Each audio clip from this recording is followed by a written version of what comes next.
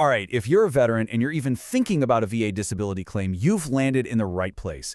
We're about to break down the self-assessment, and I'm telling you, this is a step you absolutely cannot skip if you want to get the rating you've actually earned. So let's just dive right in. First off, let me ask you something. The stats show that the average veteran who's getting benefits is rated for more than 5 conditions. So think about your own situation for a sec. Are you just focused on 1 or 2 things? If you are, hey, you're not alone, but it's a huge sign that you might be overlooking something really important. And this image? It just perfectly illustrates the whole problem. What most of us claim at first is just the tip of the iceberg, right? It's the obvious injury, the one thing that really stands out. But the truth is, the vast majority of what you could be eligible for is hiding right below the surface. All those overlooked issues and, crucially, the secondary conditions that we're going to get to in a minute. So why does this keep happening?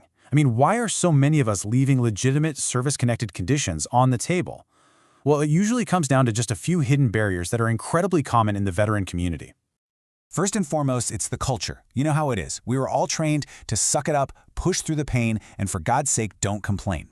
Reporting an injury could feel like you're letting the team down. So what happens? We start to think chronic pain or not being able to sleep is just normal, instead of recognizing them for what they are, real medical issues that need to be addressed.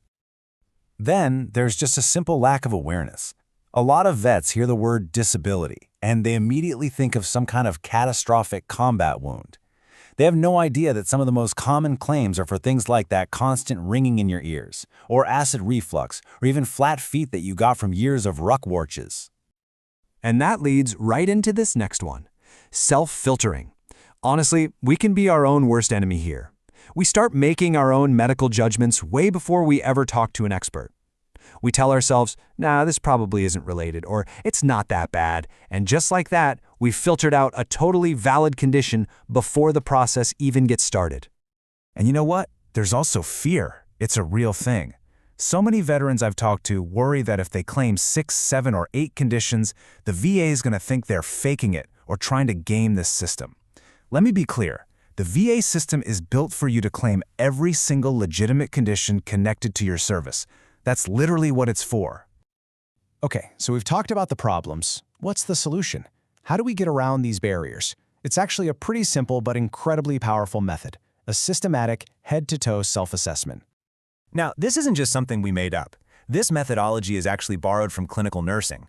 It's a proven approach that forces you to slow down and methodically think about every single part of your body, from your head to your neck, your back, all the way down to your feet. It's designed to make sure you don't forget or filter anything out. And when you do this assessment, you might be really surprised by what you find. I mean, just look at the top 3 most common VA disabilities out there. Number 1 is tinnitus, that ringing in your ears. Number 2 is knee problems. And number 3 is your lower back. These are not rare, exotic conditions. They are incredibly common for people who've served. And get this number, 3.2 million. That's how many of our fellow veterans are currently service-connected for tinnitus. It is the single most common disability. So if you were around loud noises, and who wasn't, and your ears ring, that's a condition you need to be looking at. But here's where it gets really interesting. All that stuff is just the beginning.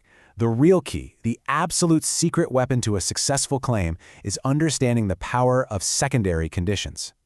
Take a good look at this number, 74%. You're reading that right. That is the percentage of all applications the VA gets that are for secondary conditions or for an increased rating on an existing one. This is not some fringe tactic. This is how the majority of claims actually get built.